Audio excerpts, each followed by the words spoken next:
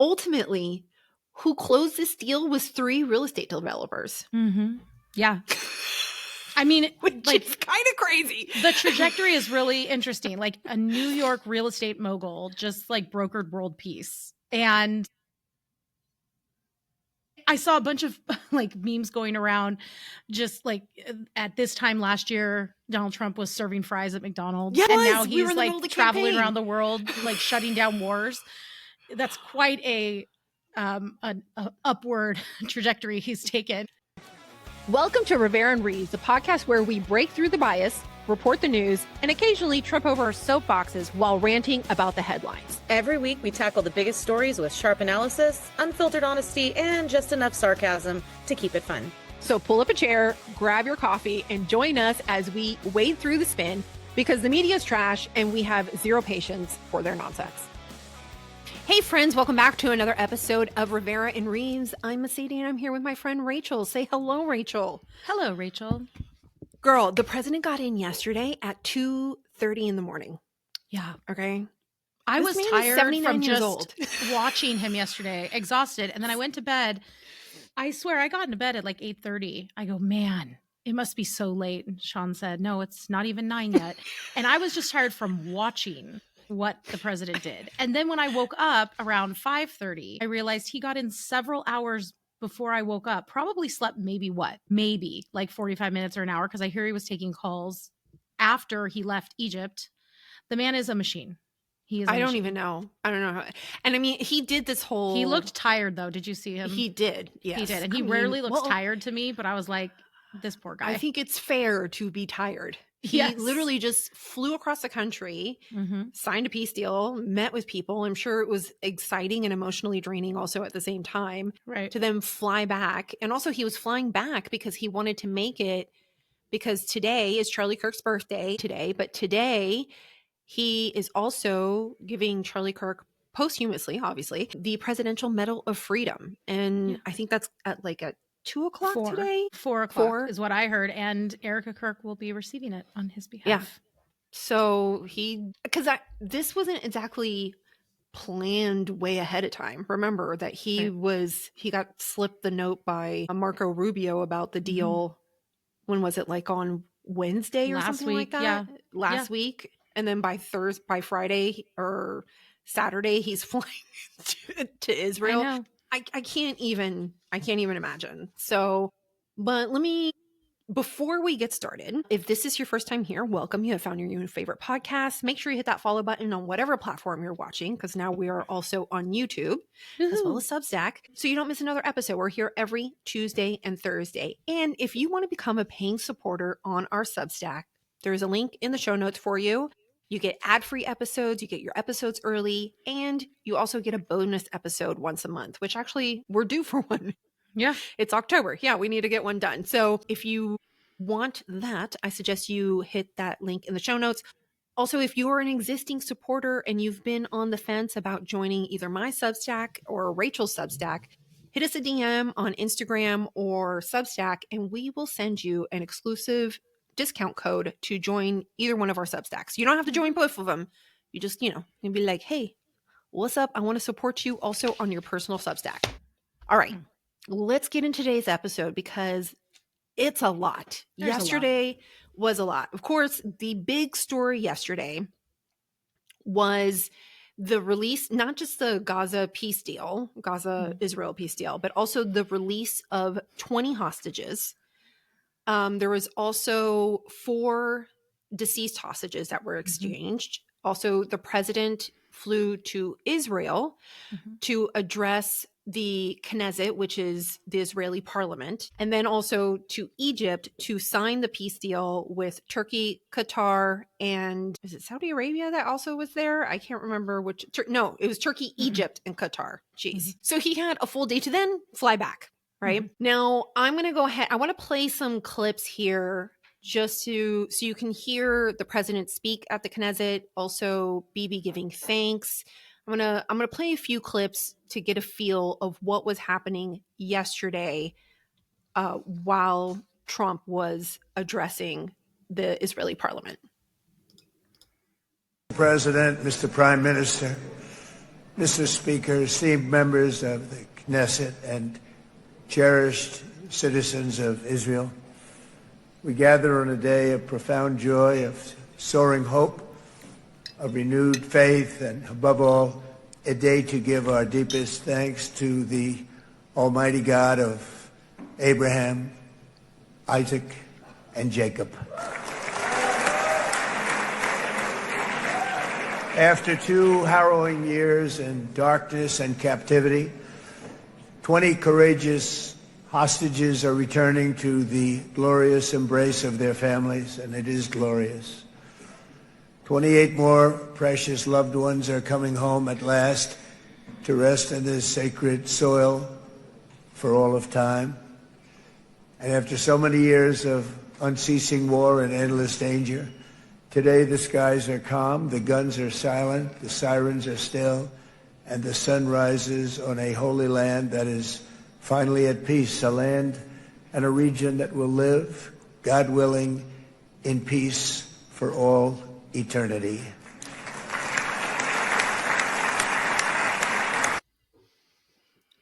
I want to go ahead and share Bibi also, which he addressed the parliament and spoke on Trump before Trump spoke.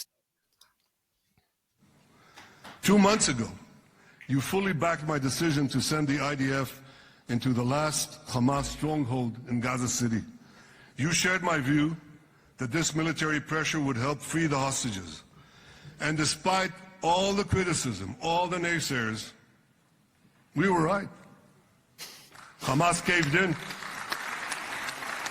And 2 weeks ago, you succeeded in doing something miraculous. You succeeded in doing something that no one believed was possible. You brought most of the Arab world, you brought most of the world behind your proposal to free the hostages and end the war. I want to thank Steve Witkoff, Jared Kushner, and Ron Dermer for their great contribution to. So I wanted to play those 2 clips because I thought it would set the stage of what exactly happened. And of course, we are going to talk about the hostages because I have clips about the hostages. I just don't want to get emotional right off the top of the episode. And I think it's really interesting because we have to remember the context of how everything happened, because I don't know what was it, like a week or 2 before this happened, you had other EU leaders and Canada coming out publicly and making statements to identify Palestine as a state, which was, I think it was Marco Rubio that mentioned how that initially could have derailed and really caused some challenges in trying to reach a peace deal, a ceasefire, however you want to categorize it, because by them acknowledging Palestine as a state, kind of giving a little bit of a wink, they, is perceived to Hamas, like Hamas feeling like, well, now we have a little bit of leverage. We maybe have some support. Is it really necessary for us to because it's always honestly, most of this war, a lot of it has been a propaganda war. So it's like, if we have the support, is it really to our benefit right now to sign a peace deal? And even with all of that, this is where we are yesterday. Yeah. It's pretty remarkable. In fact, it's absolutely remarkable. And it was, and I'm sure we'll get to this at some point, but it should be noticed how Trump was received when he showed up and walked in. I mean, the people didn't stop clapping. And I listened to several people speak yesterday who were there and just said, you almost got tired of clapping, but you couldn't stop because it was such an impactful moment. And then to kind of contrast that with some of the reception that Trump's getting here, or complete lack of reception and lack of applause, a lack of even recognition for what he managed to pull off. In fact, they're running the opposite direction, saying, well, Biden was the actual peace president. He got out more hostages. He was the one who did all the work. I think that was what I noticed right away at the beginning, just seeing their overwhelming support for Donald Trump from Israelis, and then watching the reaction here at home. It's totally different. It's been completely different. Actually, I have this little video here. If you guys, whoever's watching this, I'm showing what was the beach in Israel with a big sign of thank you with Trump's image. So oh my gosh, I didn't even notice that. Yeah. So he would see the message when he was coming in on Air Force One. So the reports are that the plane actually flew, did like a low fly so they could see this message to the president as he was flying in.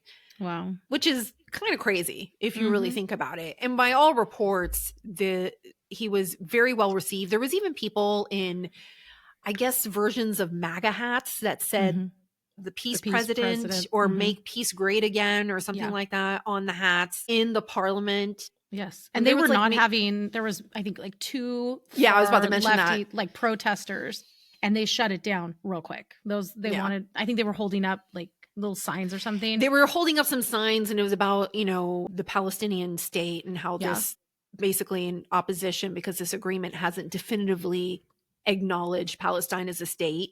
And they just threw him out. They were like, get out, bye. We're not having any time for this. Even Trump was like, well, immediately gone. Trump was impressed by the efficiency.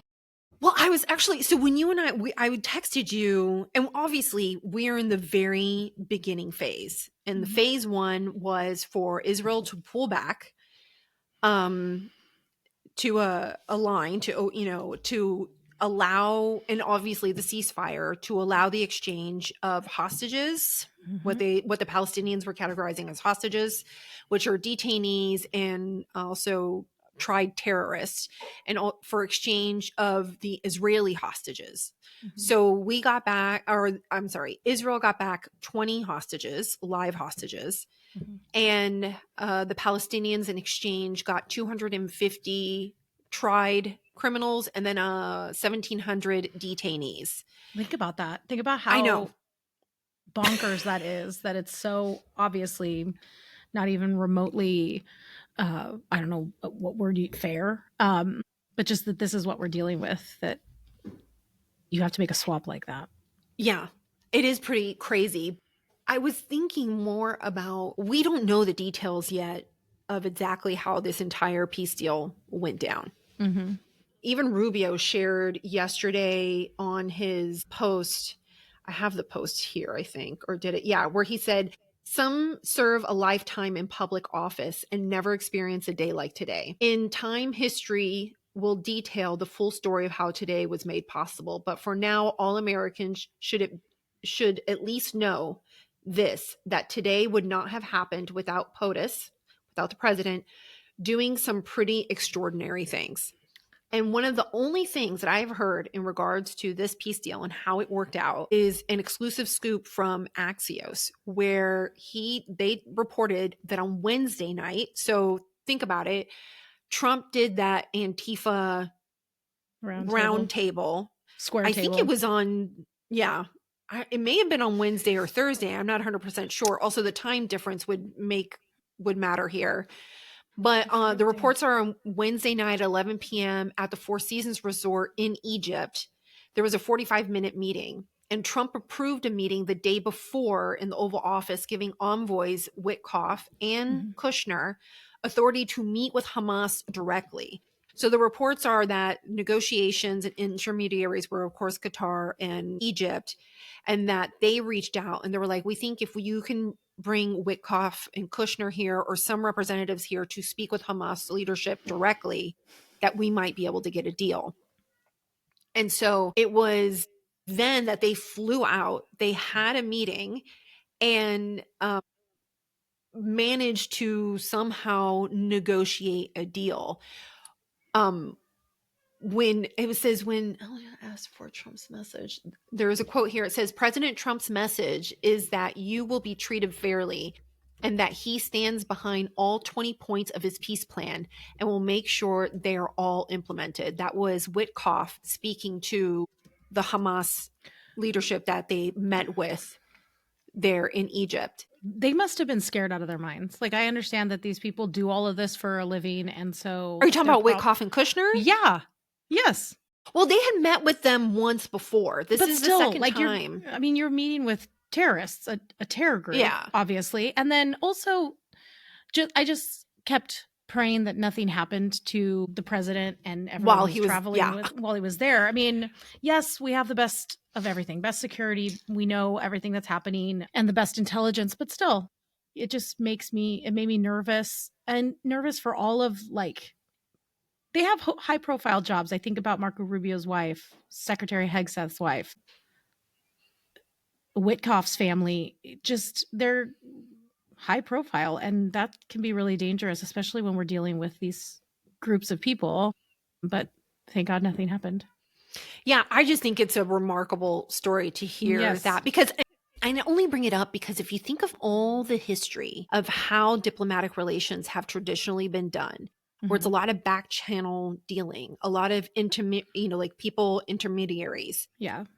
Not a whole lot of direct communication. It's all of this very old fashioned diplomacy of this is how things are done. This is the process we need to go through, and not being, I don't know if it's risk averse or if it's such a dependence on what is the typical established way of doing things. But the fact that, think about it. Ultimately, who closed this deal was 3 real estate developers. Yeah.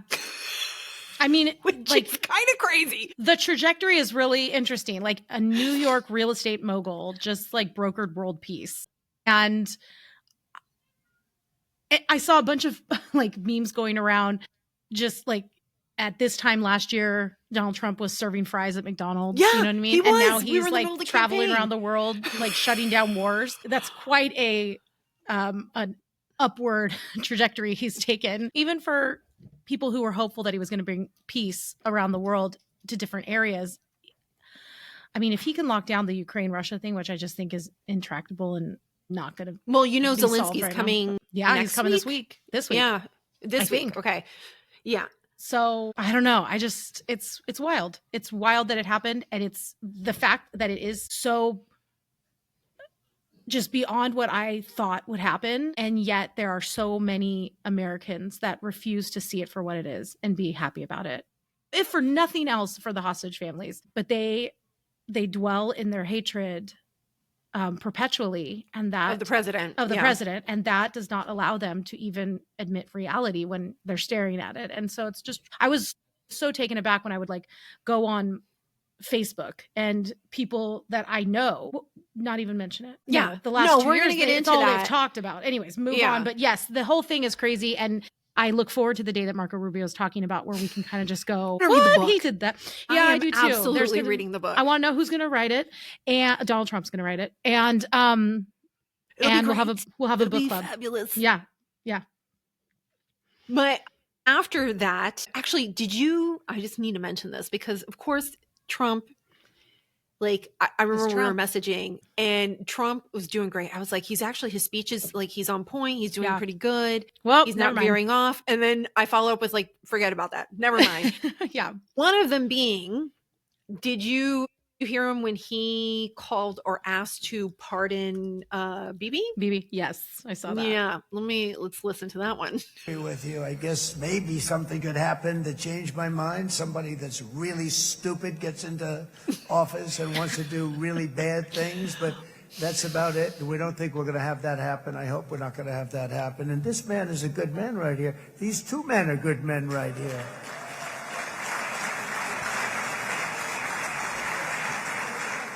Hey, I have an idea, Mr. President. Why don't you give him a pardon? Give him a pardon.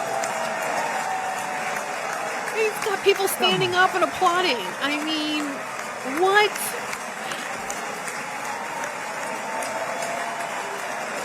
So those of you who don't know, Bibi is currently being investigated, I think, for maybe potentially it's being framed as some type of bribery or favors, but I think the bribery or favors was gifts of wine or something. It wasn't a bag of cash or anything like that. I don't know the full details, but in the midst of him being, a wartime leader, prime minister, he's also being investigated. And I think he was due to go to trial this week. So like all of this is going on and Trump just decides to go, hey, can you pardon this guy? I'm not familiar with the politics and the situation in Israel.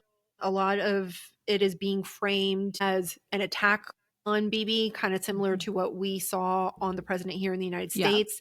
I'm not 100% sure on the legitimacy of that, but that's, one of the talking points that is going around. Can I ask a weird question? And I'm going to feel foolish if I should know this. I probably should know why, but I don't. And it just dawned on me. Why doesn't Bibi wear a yarmulke all the time? I don't know. I'm curious about it. No, I don't believe so, unless it's the color of his hair. Like it's white. Possible. I mean, it's possible, but I swear when he was just giving that speech, I didn't see one on him. I have never paid. Well, now I got to go look and see. 2 months ago. See, look. You fully backed my decision to send the IDF I don't see one. into the last I don't either. Hamas stronghold No, in Gaza he does City. not have one. He just I has don't know. bangs that look like. Yeah, I don't know. I don't know. Well, if anybody has an answer, I know. Let us answer know. Rachel's question because I have no idea. I mean, I'm not Jewish. I can't answer. I don't know. And also, no, but I do know some Jews that wear all the time, and then other ones like Bibi, not all the time. Yeah. So I didn't know if it's a preference thing, or I don't know. I don't know.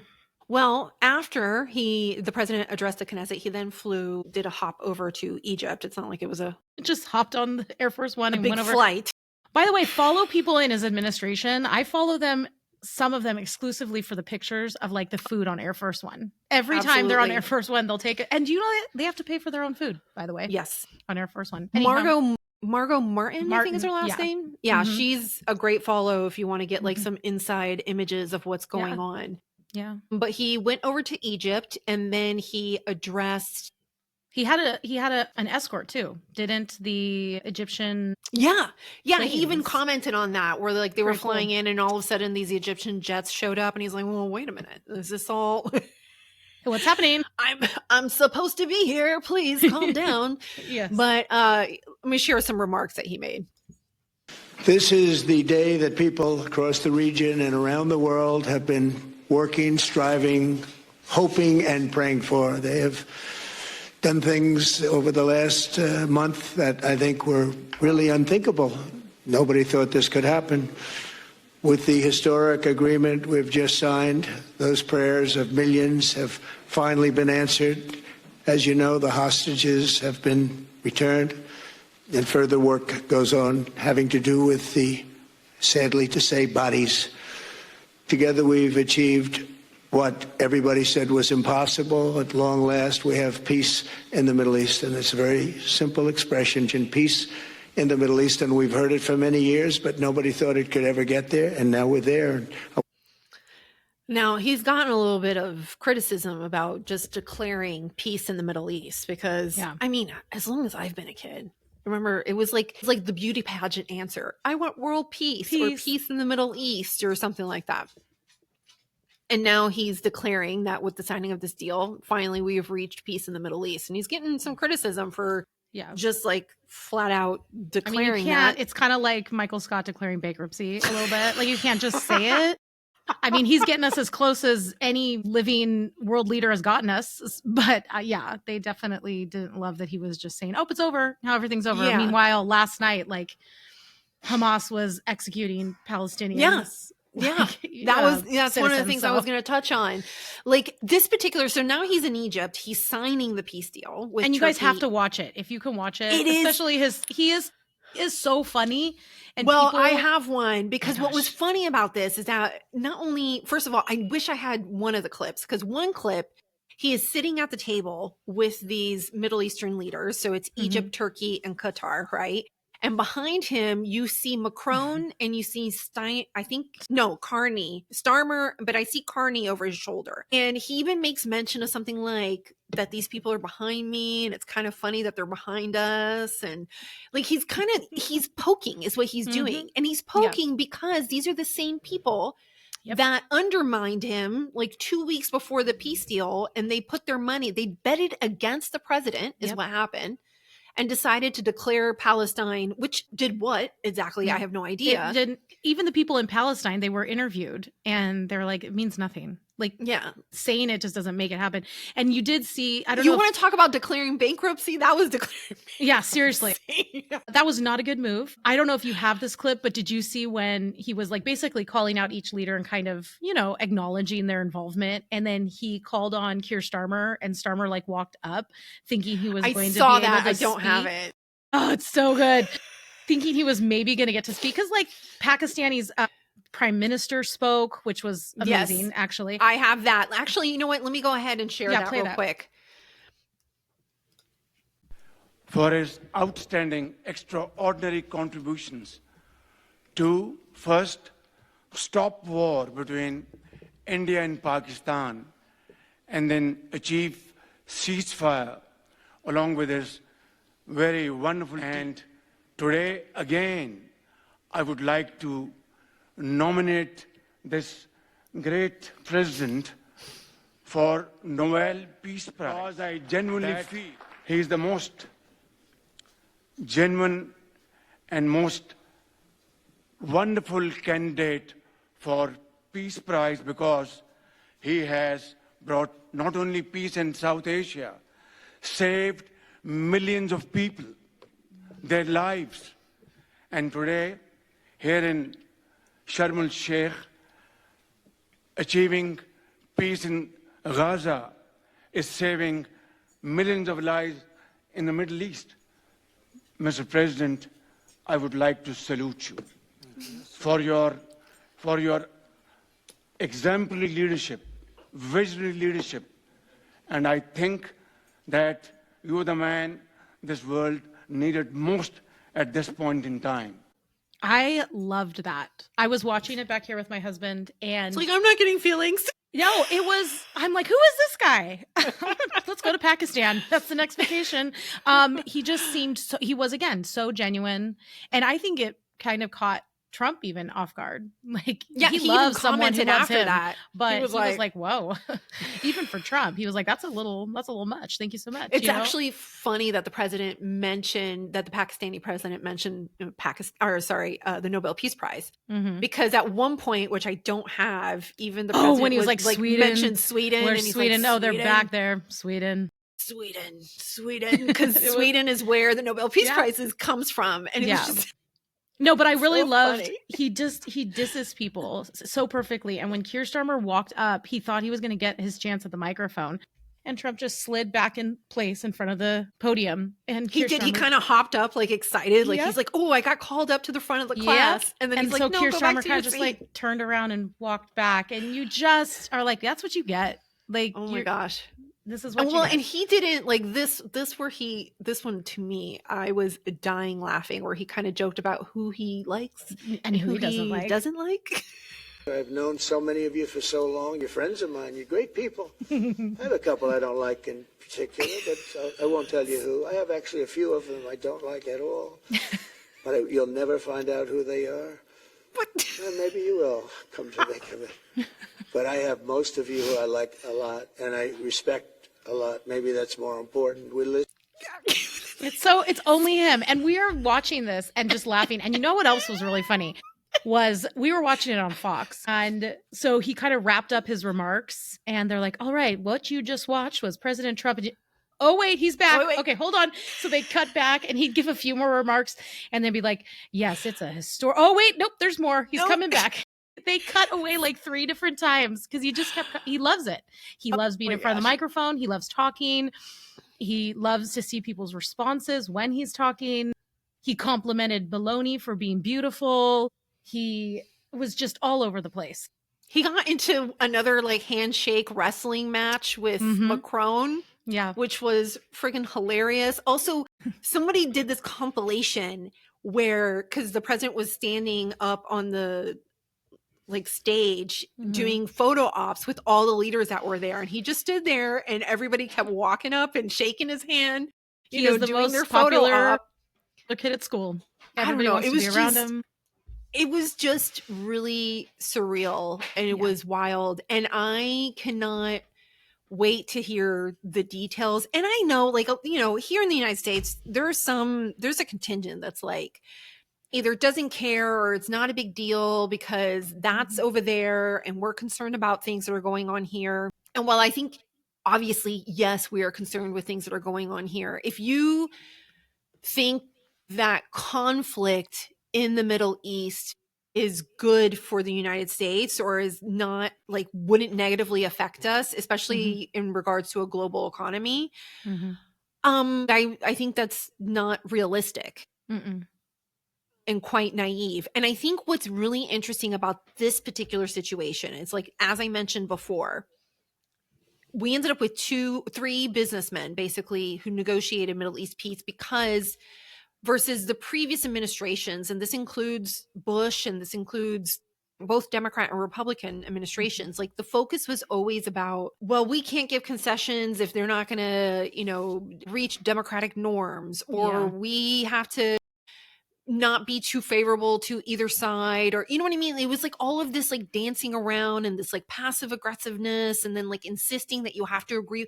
Like, it was more ideology focused versus Trump's going in there doing business deals. And he's like, look, if you want to do business with the United States, if you want to prosper as a country, if you want to be able to engage in commerce or anything like that, you need to let these people go. You need to make, and I just think it's just a very different strategy than anything that we have seen as long as I've been alive. You know, like, I can't think, and probably even before that. And I'm just wondering what will happen in time, because we are in the very beginning stages. And so I'm wondering, will this hold? What happens when we have a different president? What happens if a Democrat comes in, you know, and falls back on norms? And that's if it's an establishment Democrat. Like, it's even worse if it's like a progressive Democrat. Like, what's going to happen then? I don't know. You know? I mean, we're already almost at a year. And he was asked that yesterday. Somebody said, like, what's going to happen? And he basically, I mean, his face said it all. His face was like, I don't know. Hopefully some wackadoo doesn't get elected, because things can be unraveled. So very for easily. Right now, I mean, think about right now, this is the hopeful. Well, think about when Biden came into office, who immediately started just dismantling everything, the Abraham Accords, all of practice, try to do the Iran deal over again. Like, he completely took apart anything that Trump had done, and vice versa. You know what I mean? I'm not going to say that it's not like Republicans don't step in and undo things. Yeah. But one of them generated a result and the other one didn't. So, yeah. One couldn't get it across the line, so to speak. But I do want to share, because most importantly, what happened yesterday was the release of the hostages.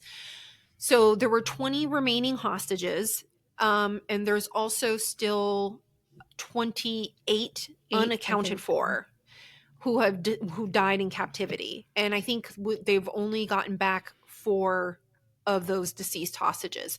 Now, there's a lot of discussion about specifically the deceased hostages, on whether or not it's because Hamas is trying to hold on to them for negotiation purposes, or if it's what Hamas is saying is that they can't access some of them, or they can't find them because they're under rubble or something along those lines. And I saw Trey Yanks, who has been covering, he's the war correspondent over at Fox News, and he actually mentioned this issue specifically.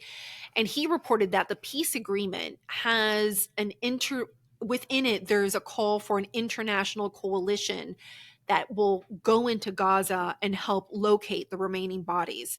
So I think they had already anticipated that this might happen. It wasn't exactly that this might happen, and they weren't exactly just saving them, so to speak, or taking care of them, and that they would have to be retrieved and identified. There's a little bit of debate going on whether or not Hamas is already reneging on the peace deal by not giving over the bodies, or whether or not it's legitimately that they can't find them. But in time, in future stages, there's supposed to be this international coalition that will go in to help retrieve these other bodies. But I want to share some video of reunions.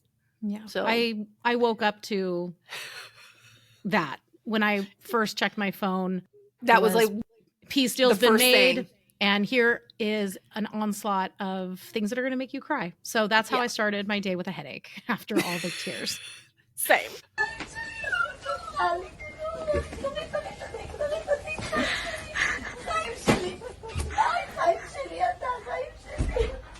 This is a mother hugging her son. חיים שלי, חיים שלי, חיים שלי, אתה אלוף גיבור, אלוף גיבור, כפרה עליך אני, כפרה עליך אני, כפרה עליך אני,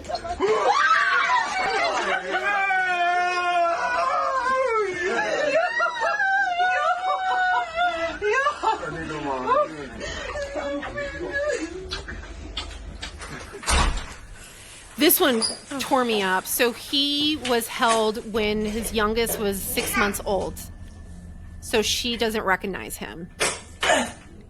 And I think his oldest was maybe like a year or 2 years old, something like that. So they're playing together as a family. Stop crying, Rachel. I can't.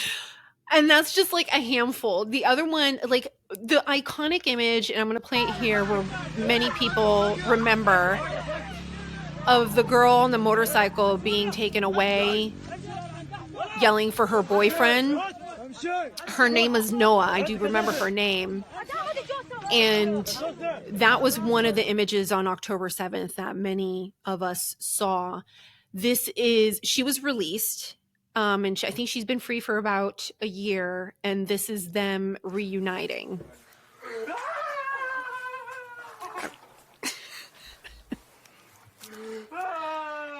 Look how thin he is compared to who he was in that first video.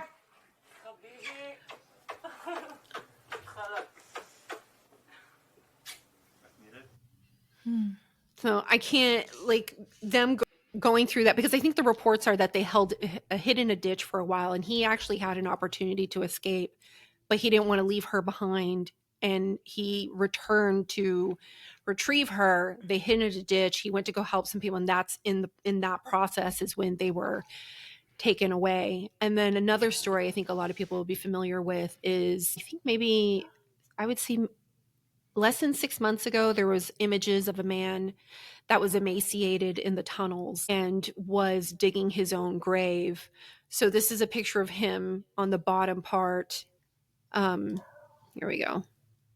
And that is him with his parents being reunited on yesterday. And I mean, you can tell that they fed him a little bit more before they decided to do the exchange. But if you see pictures of him from when he was taken, like, he was a big dude. Mm-hmm. And I just, so all of these hostages that were exchanged, they been reunited with their families. They are being treated at hospitals, especially because of their diet is a big concern. There are reports of them. I think one of them had spent the entire 2 years in the tunnels in isolation, the majority of it chained up. And I'm just like really disturbed that with all of this information and everything that we know that happened, the reaction of, like, I don't know, just like, I don't want to say it's indifference. It's just. That's exactly what it is. It is. It's just like when you talk about something ad nauseum for 2 years straight. I'm talking right now specifically about the progressive left that made this conflict their entire personality for 2 straight years. How a ceasefire has to happen, how there will be no freedom until a ceasefire happens. And now a peace deal has been signed. There is forward movement. If you actually cared about what you were parodying and what you were saying, you would recognize this as a huge development. This should be your talking point, because this is what you said you wanted. So now you got it. And to say nothing speaks so much louder than any statement that they could make. And I think people need to remember the voices that called for a ceasefire. They called for it, and now they got it, and they say nothing. Please remember those voices, the next time they tell you something is important to them, because Well, I just think about when October 7th happened, there were crowds of people celebrating in the street. yes, And It's now sickening. that there's Yes. a ceasefire, and now Yes. that there has been an exchange, because not just a ceasefire, mind you, there's also been an exchange of hostages for Palestinians, Yeah, for 2,000 terrorist of them. Palestinians, okay, and detainees. Yeah. Yes, correct, 2,000 of them. And for some, and right now, even if you even if you're upset still about the genocide, and I'm air quoting there, or of the destruction that happened in Gaza and all of these things, you would still expect people to be happy that No. it has stopped, and the goal is to stop it, and that it's not going to continue, and that people have returned home, and that there is a forward movement. Because it wasn't But- about that. It actually wasn't about a ceasefire for them. Those people that are calling for it, every one of those celebrities that talked about it all the time, that wasn't actually what they were doing. They were just moving on to the next narrative that they could glom onto that was catching traction. That could be anti-Trump, that could be anti-authoritarian, that could be anti-yada, yada, yada, Republicans, conservatives, whatever, anti-Israel, whatever they see as an opportunity, they grabbed it.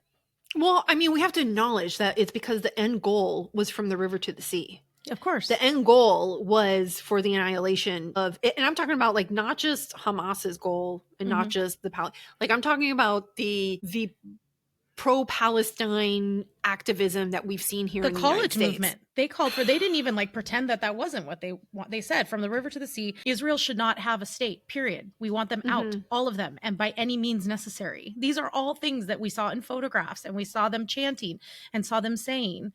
It was not, that's why the whole movement was disingenuous.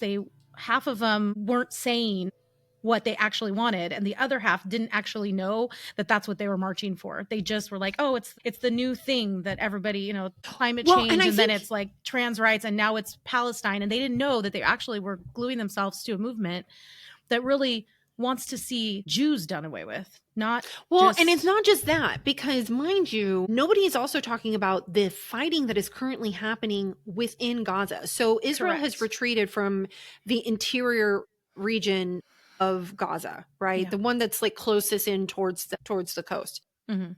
And with their retreat, there is currently fighting happening between what remains of Hamas and a Syrian clan, where they're moving in as policing. And I have an I-24 news report that kind of gives a breakdown of what is happening there. The Muslim Brotherhood umbrella over Gaza is perhaps as wide as it has never been. But if we're looking at what is happening right now, and Fuad began speaking about this, I want, if we could show a video of what is happening right now in the streets of the Sabra neighborhood in Gaza City. These are armed clashes. These are Hamas gunmen that are firing indiscriminately towards the homes of the Durmush clan. This is one of the largest clans in Gaza City. For over 2 days now, they've been carrying out a brutal crackdown. This is in Gaza City right now. Right, okay. And so it does not look like an organization that, one, plans to disarm, or two, plans to cede control anytime soon. And what I talked about earlier in the broadcast, that in this extended phase one, that we don't know when its end date is going to be, we are going to see more and more images like this happening right now in the streets of Gaza. So that's happening right now in Gaza, right? You don't hear anybody talking about it. Nobody's reporting on it. Nobody's upset about it. Nobody's calling for Hamas to stand down and stop fighting within Gaza. That is happening in Gaza City. Right. Now, what I found interesting was that Trump was asked about this specifically. I don't know if this was on the way, which direction it was, but it was during one of the press gaggles on Air Force One. And he's kind of hard to understand, but I'm going to play it for everyone. He says, what Trump says is that they want to stop the problems. They've been open about it, and we gave them approval for a period of time. So let's listen to him. Hamas rearming, instituting themselves as a Palestinian police force, shooting rivals. What is your message to We are Hamas? standing because they do want to stop the problems, and they've been open about it, and we gave them approval for a period of time. You have to understand, they've lost probably 60,000 people. That's a lot of retribution. They've lost 60,000 people, and the ones that are living right now were, in many cases, very young when this all started. And we are having them watch that there's not going to be big crime or some of the problems that you have when you have areas like this that have been literally demolished. You know, you have 2 million people, and probably it'll be less than that, but you have close to 2 million people going back to buildings that have been demolished. And a lot of bad things can happen. So we want it to be safe. I think it's going to be fine. So I don't know. Doesn't it sound like they gave him the green light to just take care of what they saw as a problem going on there? Yeah, that's what it sounds like and he's saying it. It's almost one of those things where he's saying it so clearly and not like covering it up. So you're like, wait, am I wrong? Or are you just saying, yes, we told them they could do this? I'm gonna need some clarity here. I was like, find it interesting because it seemed, because like what I'm hearing is that there's remnants of Hamas. Yeah. There are some people that want to police the area, which is who Hamas is fighting. It's the force that is wanting to police the area to keep peace. Yeah. So Hamas sees them as a threat, and now they're battling it out. And Trump knows fingers crossed. Fingers crossed. Hamas doesn't win. And that's what he said at the end. He's like, I think it's going to be okay. Me too. I mean, okay. Now, the Hamas Interior Ministry issued a warning and said any army activity outside the framework of resistance would be met with destructive or decisive action. And so there's also been reports, like that was fighting between those two sects, but there's also been reports of Hamas executing people in the street because they are working outside the framework of resistance, which would mean resistance to Israel. Or to it. Exactly. Yeah. So it's not exactly hunky-dory and peaceful in Gaza or Gaza City right now, even after Israel has left and they're no longer, they're still there, but they're not interfering and they're out of that particular region. Yeah. So it's almost like Hamas just wants violence and bloodshed. It's almost like that's the case. Yet, like, nobody is talking about that. So, and what's funny too is that you actually have some that are trying to claim credit for what happened. So leading Democrats have been they've been posting about the hostage releases on social media. Of course, they're doing their absolute best to avoid giving Trump too much credit. It's like he's Voldemort. They just refuse to say his name. Well, I mean, Kamala Harris, let me see. I have one. I read hers, and she talks about she's thankful and deeply encouraged. It's like a 3-paragraph X post, okay? Yeah. She does not mention his name once. Oh, I thought she did. Once. No. She did. Oh, she didn't. You know who she says, you got to give credit where credit's due. I think she says the president. Yeah, she said the president and his team, but she does not mention his name like Voldemort. One time. The only one that gave a valid response, the Clintons did. They did. Was Bill Clinton. They're still a little bit old school to where like you just did the right thing. I should specify it was Bill Clinton. It was. Oh, I thought Hillary did too. I think she made a statement on television. Maybe. Yes, she did. She was interviewed and she did. You're absolutely right. So I will give her some credit too. I also thought it was funny. Obama also was celebrating, but I don't even think he even mentioned the president. Like at least Kamala Harris said the president. Like he didn't say anything. He's a bitter fella. And then Biden, he said, basically, we started this. Thanks for cleaning up the mess at the end. Yeah. He says, the road to this deal was not easy. My administration worked relentlessly to bring hostages home, get relief to Palestinian civilians, and end the war. I commend President Trump and his team for the work to get a renewed ceasefire deal over the finish line.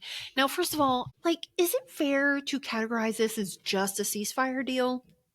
Well, no. Like, no, right? Ceasefire is temporary. They're hoping that this is... I mean, But this is obviously more there's long-lasting. phases, and the phase one is this, but the fact is that there has been a signed deal that has benchmarks to move through phases to ultimately reach a point of peace and of like something lasting, something more than a temporary like Band-Aid. Yeah. Because the previous administration was just doing like, let's do this ceasefire so we can get humanitarian aid in, get some hostages in, and then you can go fight again. But they're calling it a ceasefire, and they're doing all of these things to downplay it. It's like what I said earlier. This is what they just cannot admit to themselves that this is good and that something good happened under Trump's watch. And so they're going to do everything they can to downplay it. So now it's just a ceasefire. And I've even heard like people who feel shamed into posting something. They kind of have an air of like, well, we'll see how it goes. Yeah. Who knows? Which I think that kind is of thing. Not unfair, because obviously like I do, Trump is a salesman. He is a businessman. You know what I mean? Yeah. So declaring peace in the Middle East is what he's going to do, because he is like the ultimate optimist or whatever. But we have to admit that this is a fragile situation. Yeah. So, but that's not the essence of these posts I'm seeing. It's like, I mean, I hope it's good. Glad the hostages are back, but this is Trump, so anything could happen. So, and what I've also seen is like disappointment that Trump got it done and Biden didn't, and that he's not getting the glory. Yeah. Exactly. And there's Biden wasn't going to get it done. There's a reason why it didn't happen under Biden. Just like there's a reason why I guarantee the border was open. Like, oh, we can't close the border. Well, yeah, you can. And he did. So it's exactly the same thing. I guarantee you that when the book gets written, that it's going to be like, we took this all out because it was stupid and did this. Yeah. You know who has been really disgusting to me is your former governor. Wait, was he ever your governor? Were you there when Gavin Newsom? No. Oh, you're talking about in California. Yeah, Newsom. Yeah. He's the worst of all time. Yeah, he's so like Trump like literally is leaving. He's so he has bad. not even mentioned the hostages, much less the peace deal once. And as Trump was leaving, wrong one. As Trump was leaving to sign the deal, he posts this about how Trump can't handle an umbrella, doesn't mention anything about the peace deal whatsoever. And then today, the Governor Newsom's press office shared a picture of Trump and Netanyahu that says peace through strength, shaking hands, and reposted it with a picture of Dumb and Dumber. And I'm just like, of all of the things that you can respond to or like you can make fun of, why do you have to include this particular topic? And then on top of that, not mention the reunion of the hostages with their families, like at all. Or even if you don't want to talk about Israel, how about you just like mention the fact that Palestinians aren't getting bombed anymore? Yeah. It's because, like I said, they don't care. They don't care. It was virtue signaling. And let me say this. I'm going to say my piece about this because you guys all know, if you've been around long enough, you know how much I hate the memification of politics. You know how I don't love all of the like snarky posting. I love it a little bit. I know you do. I know you do. Okay. Okay. And I will say, to be fair, some of the stuff the White House puts out is genuinely funny. It was funny. I can't deny it, even though I hate it. But I hate it and I love it at the same time. But this is what you get, though. See, this is the only difference between and yesterday's or this morning's post by Gavin Newsom's press office is in very bad taste. Yeah. But I could also argue that a lot of the things that are put out online are just in bad taste. Like, just don't do it. We talk about it all the time. But the difference is it's easier to kind of swallow the stuff that's in bad taste if it's funny. And Trump and his administration are objectively better, like we talked about, I think last week, at like the memes and the videos. Yes. They're just funny. And Gavin Newsom and Democrats writ large are just not good at that game. And so it makes it less palatable. Now, I don't care who would have put out that post that Gavin Newsom's office put out. It's gross no matter what. I don't like it at all. Well, I think it's in particular bad taste because it's one thing when you're poking jabs at each other. Yeah. And you're being political domestically, for example. Yes. But this is a foreign leader and a foreign war. And there were hostages. And a war who have been in tunnels for 2 years. Yes. This one was like objectively bad, Very, very, very bad. I mean, I think this is very different than putting a sombrero on. Me too. But what I said in a really long signal, like recording for you this morning that got deleted immediately after I voiced it. This is what happens though. So like when you give the permission structure for things that are in poor taste, there's always going to be one or two jerks that take it too far. They take it to the next level. And we have done this for all of our politics. This is just what politics is now. And then you just have people that don't know when to rein it in, a la Gavin Newsom. And I mean, but again, it's because they don't care. I genuinely don't think he cares about this conflict at all. He saw it as a way he could make fun of Donald Trump. That's all it is to him. I just thought it was really well. And another thing that, because you've mentioned now a few times of, you know, how there's been a silence, you know, from all of these ceasefire pro-Palestine. Do you know who Colin Wright is? Yes. Okay. So he's on X and he's been very much in discussing the trans ideology issue and gender issues. And he goes and he says, I checked in on Blue Sky to see how people there are reacting to the release of the Israeli hostages. And it's the eeriest thing. It's not trending. There's no mention of it on the Explorer tab. I started scrolling the feed and went through hundreds of posts without seeing a single one that mentioned it. Instead, it's all posts about Mondani, John Oliver's new episode criticizing Barry Weiss and Jamie Reed, the No Kings protests apparently happening this weekend, Taylor Swift, Epstein files, yada, yada, and how Antifa doesn't exist. It's honestly blowing my mind how ideologically airtight that bubble is. If anyone primarily gets their news by scrolling Blue Sky, there's a good chance they don't even know that Trump negotiated a deal for the hostages and that they were released today. And it's even more mind-blowing that this echo chamber is entirely self-imposed because they were not banned from X like we were. No, they just wanted to get away from anybody that thinks differently than anyone them. who challenged their ideas, and so they went over to Blue Sky. So, and if you guys aren't familiar with what Blue Sky is, it's basically progressive far leftist Twitter because they got their feelings hurt on X after Elon bought it, and so they went over to Blue Sky. And it is a cesspool over there. I have not ever my logged personal on opinion. Do you have a... Okay, can we break into this real quick with some breaking news that Trump is welcoming Argentina's Milei to the White House. I mean, the guy is like, he doesn't stop. He just woke up. He has another head of state at the White House, and then he has this ceremony at 4 in like 2 hours.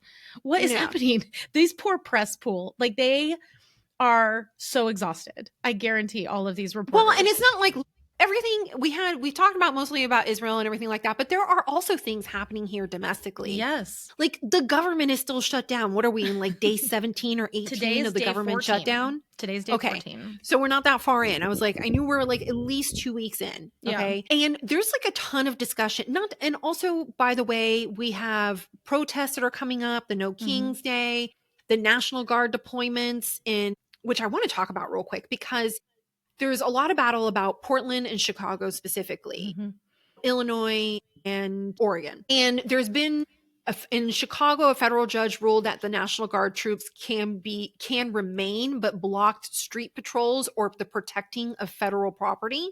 I don't know how that works. Oh, okay.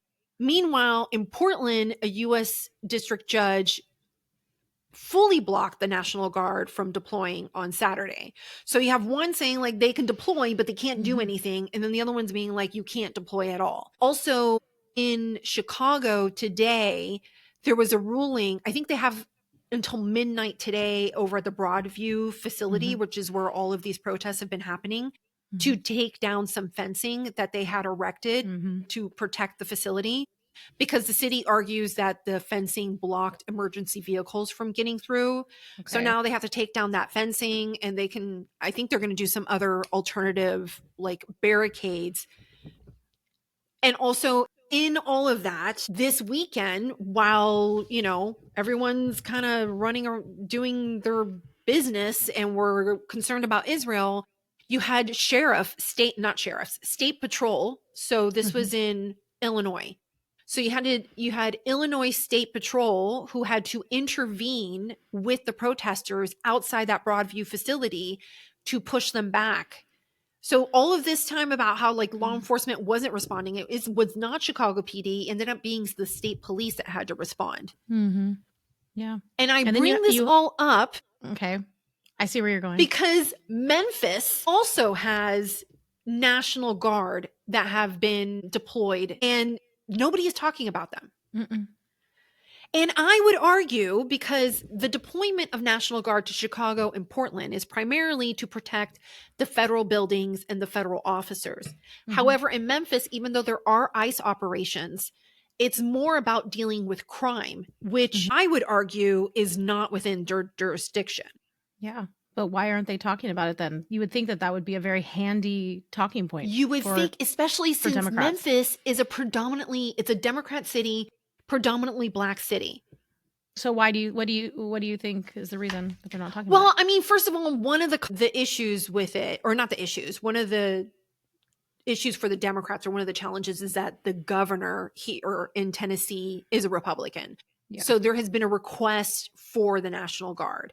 And I believe there's also reports that it's going to happen in New Orleans next. And the New Orleans governor is also a Republican. So that's going to be a request. So because of the request, you can kind of say it's being done on the up and up, but fellow governors could be pointing out that fellow Republican governors are undermining and being, I don't know, law enforcement, racist, exactly, against the black blue cities in their states, but nobody is talking about it.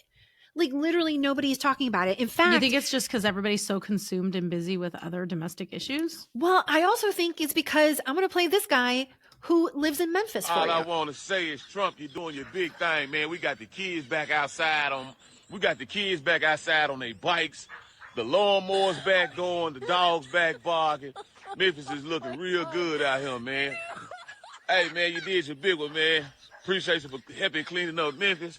Hey, MPD, well, I don't even know what to say about y'all. I done walked to the store. Y'all got me a bag of ice. I ain't walked to the store in about 20 years. You ain't got to worry about no pow, pow, pow. You ain't got to worry about no... So maybe they're just like, don't say anything because it's kind of working. Because it's kind of working. We needed this. I love this for us, even if it's maybe a little bit against the law, maybe. Well, and that's my thing. It's like, you know what I mean? I do not think you should be deploying National Guard, federal, to take care of local state crime. law enforcement. Exactly. Absolutely. However, I'm wondering, because this to me is looking like an entire, I don't want to say setup, but like a staging. Let's say this is a staging. You know, of course, yes, the president he absolutely cares about crime. He absolutely cares about illegal immigration. He does not appreciate in any way, shape, or form, like death of citizens. He doesn't like it in Israel. He doesn't like it in the Ukraine, and he especially doesn't like it here in the United States. Okay.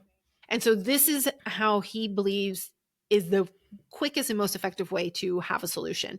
Now, the Democrats, of course, are trying to frame this as it's rooted in authoritarianism.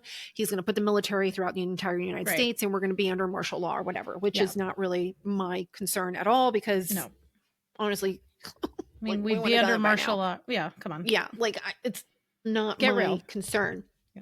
But I think like you have to admit that we are going to run into an issue, because what happens, like the National Guard can't be there forever.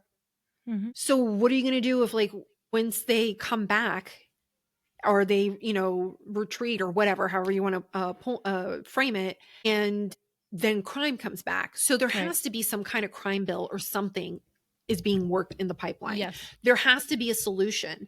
And so I think, and just like you're having the issue right now with the government shutdown and the Democrats trying to frame this as an issue of healthcare, which they're staging it, I believe, in preparation for the midterms to make healthcare a midterm issue. Yeah. And if the Republicans are smart, they get the government opened back up and they do deal with the healthcare situation. You can't deal with it though right now if the government's shut down, which in my opinion, I feel like the Democrats want it to be shut down longer so it can't be dealt with. So then it does become an issue during the midterms. That's how I see it. But the same thing you can apply to crime. And so my question is once the National Guard is no longer in these cities, and if crime does return to be an issue, then the Republicans come and present a bill a crime bill, what have you, whether it be funding or whatever shape it takes, it will put the Democrats in a position of either voting for it or against it, because the argument's going to be, look, I fixed the crime issue. Now we need to maintain it. Yeah. And if we don't maintain it, it's going to come back. So are you going to vote against this because you don't care and you want crime to return to where it was after I fixed it? Right. Right. So I feel like this is kind of it's forcing an issue. It's going to force people to get real about what they actually think about the crime in these cities. So we'll see what happens. Yeah, absolutely. Speaking of, speaking of immigration and the Department of Homeland Security. Yes. I think I know what you're going to play. I want to play this. So SNL did a skit this weekend, and I want to play the original skit first. So Tina Fey came back. I think Amy Poehler was hosting. And so Amy Poehler is Pam Bondi, and Tina Fey is Kristi Noem. So I'm going to play the skit for you. It's not the full skit, obviously. I'm just going to play a little snippet for you guys. Okay. Hold my gun. That's right, it's me, Kristi Noem. I spell my name with an I because that's how I thought it was spelled. And I'm the rarest type of person in Washington, D.C., a brunette that Donald Trump listens to. I mean, it's pretty spot on, actually. I mean, her frozen face, I think, is the funniest part of it. Because that's exactly what. Yeah. And I mean, Amy Poehler wasn't a bad Pam Bondi either, with like the face. Well, in the movie. And so the entire skit was supposed to be when Pam Bondi was before doing her hearing, and every response to the questions was like a slapback or a comeback or whatever to whoever was asking her the question. So it was very confrontational. Yeah. And I think there was even reports of her having like comebacks written on a piece of paper in preparation for it. So, which is kind of ridiculous. And so in this skit, they also bring in the other female, Kristi Noem, to talk about the ICE raids, and, she's toting a gun and everything like that. Yeah. And we've talked about Kristi. How she's, especially in the beginning, was coming off very performative. Well, she was like the Ice Barbie. Like it was just the outfits super and awkward. The hair and the Rolex and the extensions and the lashes and just everything, right? There was a lot there. Now, I just want to point out that this administration, like you've talked, has been really good with memeing and comebacks, and even like, mentioning comebacks. Like Charlie Kirk was even mocked on South Park. Yep. And he took it with like in stride, made it his profile picture. Like we all kind of like, and I think it's funny because a lot of times online, the Democrats will be like, they're laughing at you, not with you. And we're like, well, also we're laughing at them because it doesn't really bother us. Yeah. So DHS has decided to use the Kristi Noem, Tina Fey for an ad. Oh my gosh. Our government agents are working without pay. Luckily, my boys at ICE don't mind. They're in it for the love of the game. And how did I find them? By running ads like this. Lord have mercy.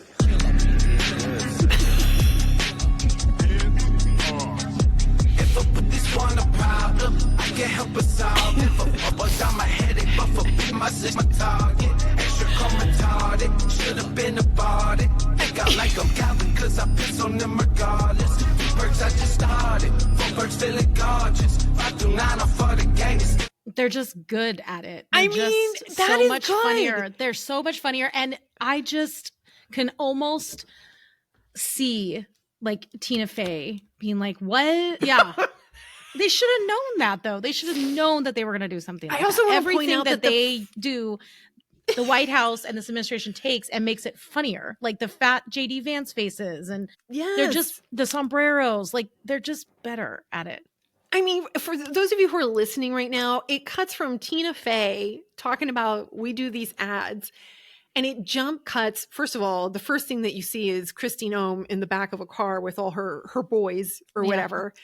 But it's all a bunch of jump cuts of ICE doing operations and arrests. It looks freaking cool. Like if I wasn't a 46-year-old woman, I might go sign up to be an ICE officer after that ad. Yeah. It's like how you feel when you see an ad when they used to make really good military ads that would air on television. Like for the Marines or Coast Guard or whatever, and you'd watch them, and at the end you're like, yes, like pump up USA. And that's kind of the vibe here. Although, I mean, everybody else, like progressives, I can hear it right now. It's a warrior ethos, and they're just like, so they're ripping families away and tearing up schools and putting babies in cages, but it's actually, it was when smart. you mentioned, I went through I was scrolling through my feed the other day, and there's been a few accounts that have been reporting, and I air quoted there, on the operations with ICE. Yeah. And I am not shocked, actually. I was about to say shocked, but it is kind of crazy the amount of either disinformation that you're seeing where, I don't know, playing a video and saying that it was an ICE operation when it actually was police. Yeah. And the person being arrested, or the video is old or something along those lines. But I saw this chick that was kind of freaking out about them. And she was like, I'm seeing things with my own eyes, but I would argue that almost every clip that I have seen starts from the moment of arrest. Yeah. And not at the moment of like what led to the arrest. Zero or context. Questions. Zero context. Yeah. Like there's no context about whether or not this person had done something beforehand. They threw something. There's a lot of reports of vehicles chasing ICE officers down the street, boxing them in, blocking them off with the vehicles. And I'm only putting that out there because I'm probably going to end up writing about this on my Substack. There's been this entire discussion about empathy. You know what I mean? Like, don't you feel bad, or this is horrible, or you're heartless if you're celebrating this, or if you condone this. But also at the same time, what I'm seeing is an extreme amount of manipulation with these videos that are cut short, don't have context, and people not willing to investigate them more. And I'm not even saying that these videos, that these officers are completely innocent and we can't question them. It's absolutely correct to question whether or not they're doing things constitutionally and operationally correct. But most of the videos that we're seeing are like 20 seconds long, and it's literally of just the arrest and nothing before and after. In fact, I saw one where the only thing you saw was the officer coming up to the windshield, breaking the windshield, and the woman screaming because there was a baby in the back seat. Yeah. So the entire narrative was about the glass and the baby in the back seat. Yeah. Correct. However, what they didn't show was that beforehand, the officer is saying the man had been told to pull over. He didn't pull over. So he was chased. The officer approaches, and once he breaks the glass, hears the woman screaming about the baby and comes to the realization that there's a baby.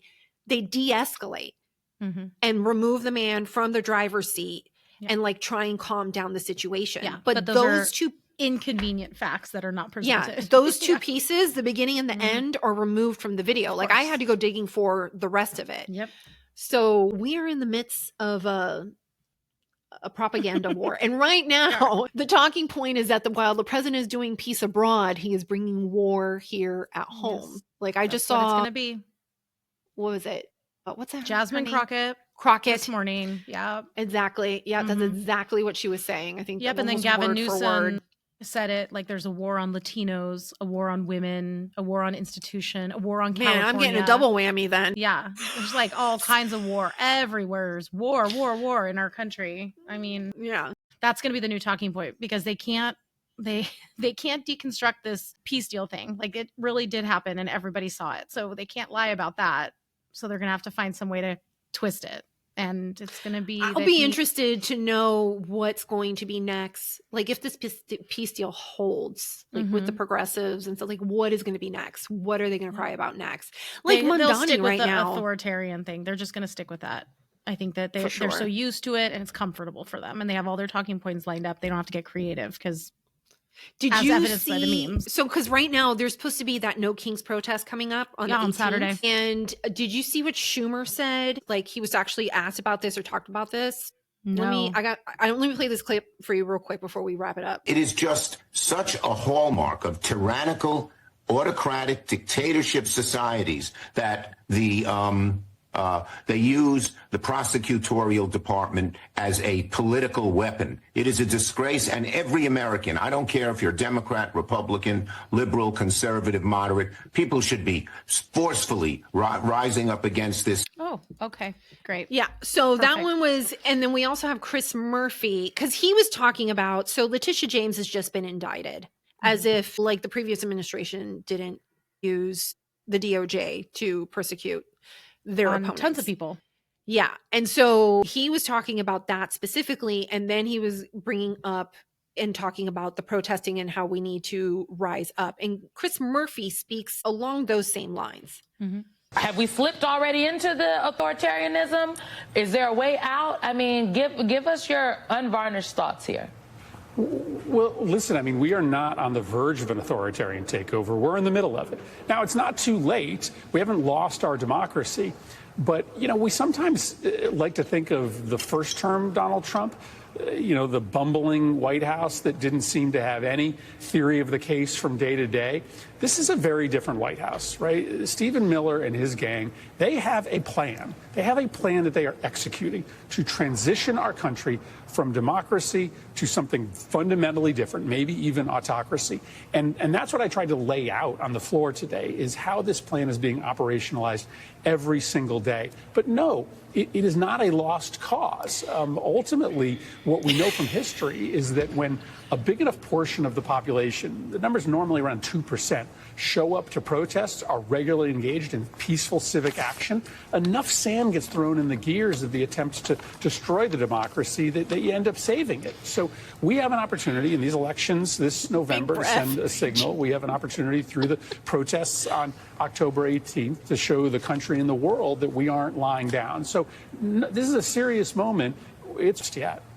Okay, so this is the deal. This is exactly the same thing as how they called him Hitler, still do, called him that forever, but they didn't really believe it because obviously if he was actually Hitler and he was actually doing Hitler-y things, everybody would be rising up, okay? It's exactly the same thing here where he's like, we are in the middle of an authoritarian takeover, but it's not too late. We haven't lost our democracy. Sir, if you're in an authoritarian takeover, democracy is dead. So, like, you don't really believe it. It's just talking points to scare people. For those who couldn't see, it said on the Chiron, Trump floats the Insurrection Act, which we've talked about in the last episode, where he was specifically asked about it, and what he floating meant was like, well, I could if I wanted to.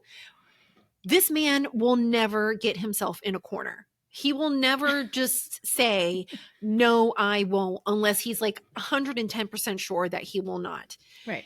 And that freaks people out because specifically what he's being asked about when it regards to the Insurrection Act is when you have Democrat governors who are obstructing and unwilling to enforce federal law.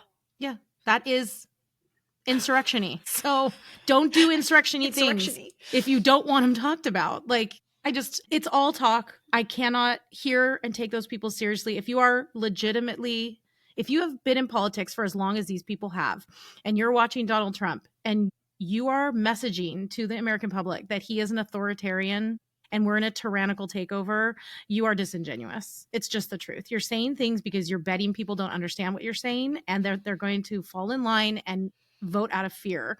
And it's not an authoritarian takeover. I don't know what to tell you. I think it's just really wild too, because this continued talking point is like, we've never been here before, and stuff like this has never happened. And I'm like, that is a bold-faced lie. Right. It has happened before.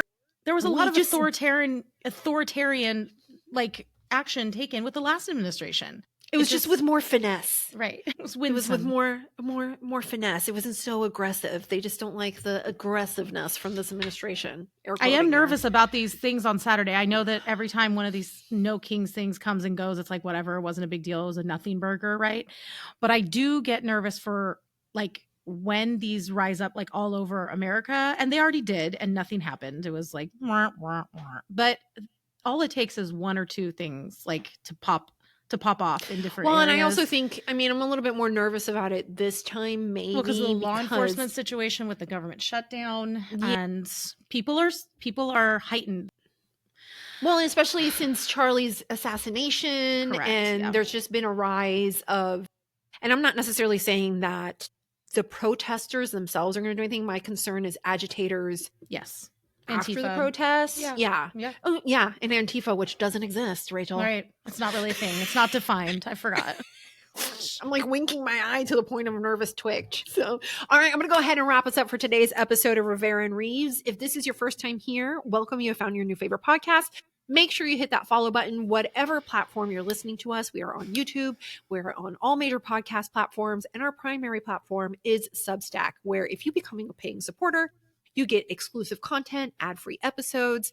And it's a lot of fun over there. You should go and join us. There's a discount link in the show notes. I always forget how to, I was like, what is that called? Mm-hmm. And then if you would like to subscribe to our independent separate Substacks, shoot us a DM on Substack or on Instagram, and we will share a discount code exclusive for Rivera and Reeves subscribers. Okay, I think that's it. That's it. In the meantime, we'll be back on Thursday for another episode of Rivera and Reeves. And here's your reminder that the media is trash and we have no tolerance for it. Okay, bye. Bye.